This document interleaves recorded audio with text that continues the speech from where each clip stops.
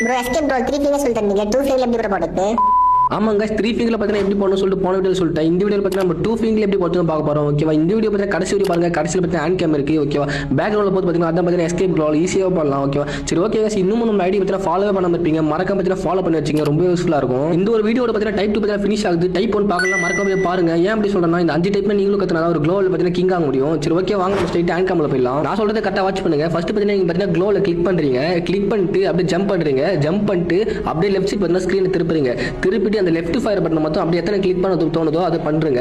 அதுவும் பார்த்தீங்கன்னா உங்க லேண்டிங்குள்ள பார்த்தீங்கன்னா அந்த லெஃப்ட் ஃபயர் பட்டன் கிளிக் பண்ணி முடிச்சிடணும். முடிச்சிட்டு திருப்பி வந்து ஸ்கிரீனை பார்த்தீங்கன்னா ரைட் சைடு எடுத்துடணும்.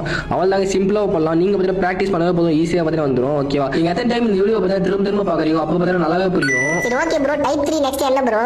நிறைய பேரோட மைண்ட் வாய்ஸ் பார்த்தீங்கன்னா இப்படி தான் இருக்கும். ஓகேவா? நீங்க பார்த்தீங்கன்னா டைப் 3 பார்க்கணும், மறக்காம பார்த்தீங்கன்னா கமெண்ட்ல டைப் 3 சொல்லிட்டு கமெண்ட் பண்றீங்க. சரி ஓகே गाइस, அப்படியே இந்த வீடியோ பார்த்தீங்கன்னா உங்க ஃப்ரெண்ட்ஸ்க்கு ஷேர் பண்ணீங்கன்னா அவங்களுக்கும் ரொம்ப யூஸ்ஃபுல்லா இருக்கும்.